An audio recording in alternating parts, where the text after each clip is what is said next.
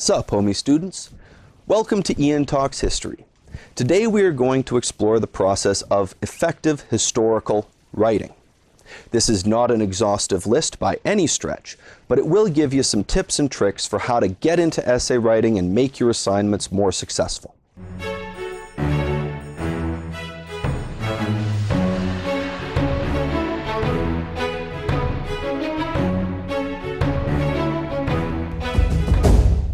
The purpose of good historical writing is to explain why things happen the way they do and why we should care about them. These are the key questions, why and so what, that should always be animating your writing. When you get more advanced in history, you may write more narrative styles of documents, but as an undergraduate, the focus is on the analytical essay. That argument, that thesis statement, is the purpose of your paper, and everything else is built to support that argument. Writing a good thesis statement can be hard. Sometimes it helps to create a very basic format for yourself. This paper will argue that your position because 1, 2, 3. This is not the most convincing or effective way to present your thesis statement, but it will help you conceive of bringing your paper to a single clear point and building the reasons as the framework for your paper. 3 main ideas are the bare minimum that you need to support your argument. So there should never be anything less than a 5-paragraph essay, unless you are being specifically asked to produce a different type of assignment, like a reading response. An essay must have an introduction that says what you are doing, what evidence you are using to support your ideas, and what your main argument is. Each of your 3 body paragraphs, and there can be more than 3, but each of those body paragraphs will develop one of the reasons backing up your thesis statement. So when your thesis statement says this paper will argue blank because, the reasons are the structure of your essay. They tell the reader where you're going to go, so nothing is confusing or secretive. Some general considerations that you should bring in for any piece of writing you're doing in a history class. Be specific. It is important to locate your argument in a specific historical period and context. Be explicit. Never assume that the reader will know what you mean. Make sure that you are walking them through. A good way to do this is to assume that your reader is intelligent, but not informed on the subject. So if you do not explain it yourself, they do not know. Focus on your sources. Do not try to make grand, sweeping arguments about the nature of history or of human existence or the nature of things. You are making an argument that is based on a specific set of texts, and that is your contribution to an ongoing historical debate. Don't try to present the last word of a discussion. You're not there yet, and it shuts down the historical conversation. If you think you have the right answer, you're probably wrong and you've missed something important. Embrace the complexity of your subject. Don't try to oversimplify. Don't try to shut down the debate by presenting the right answer as you see it. Consider how your documents can add to the conversation. A good way to incorporate complexity into your arguments is to understand that a historical debate is not about deciding which side is right or wrong, 100% to 0. This is more of an election. 51% wins. So you're not trying to say this is important and therefore this isn't.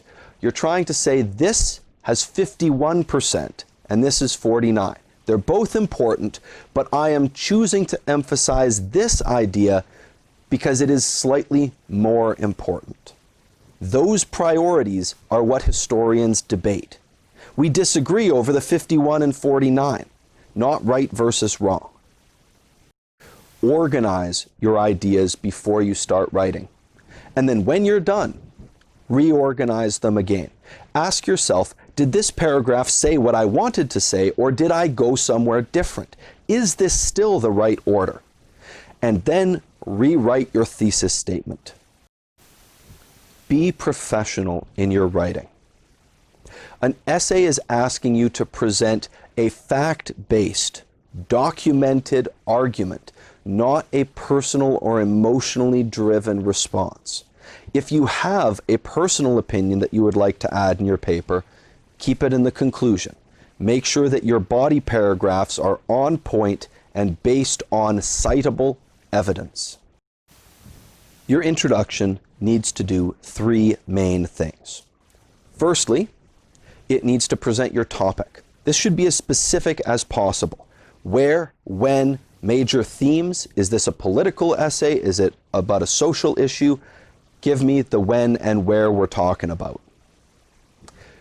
Secondly, is your sources.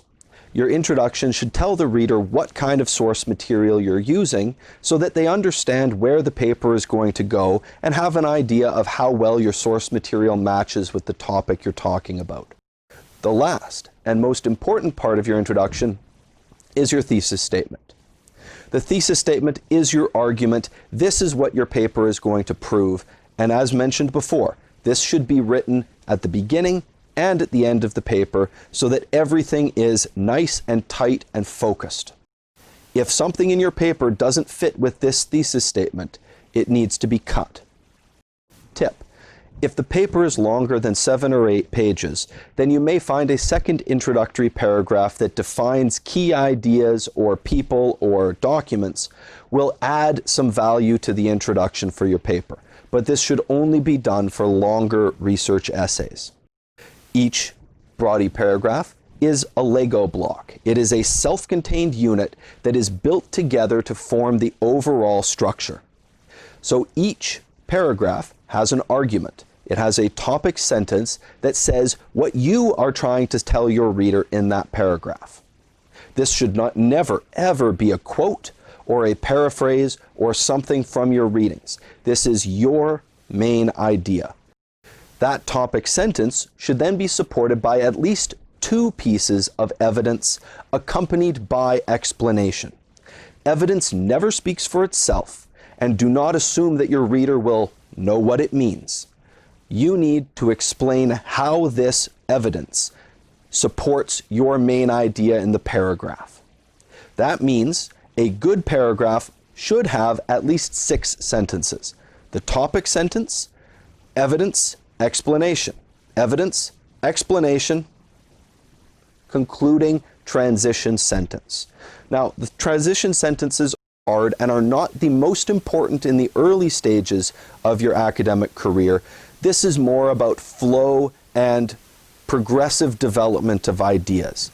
It will come with time. The priority has got to be the topic sentence and the quality of your explanations of the evidence. The conclusion of your essay offers you some space for creativity. This is where you can make more broad statements about your personal reflections, your opinions. This is where you can make suggestions for further research. The conclusion should restate the argument so that the reader is left with your main ideas.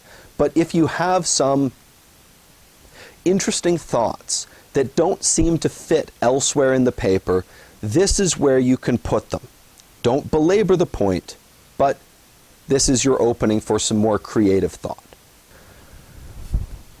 In total, what you need to remember about effective historical writing is that we are explaining the choices that we make, the choices that our sources have made, and what those mean for how we understand the history. Don't try to create the final answer. Focus on the process.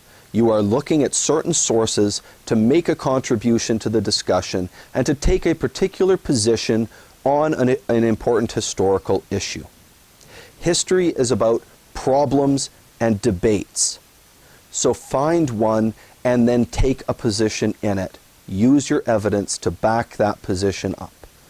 There is no correct answer to a question that is worth asking.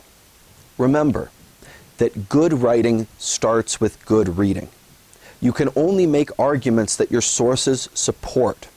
And the more you know, the more you'll be able to explain the connections, the context, and the significance of what you're talking about, and that will make you a much better historical writer. Remember, history is complicated, and if you read more, it'll make more sense.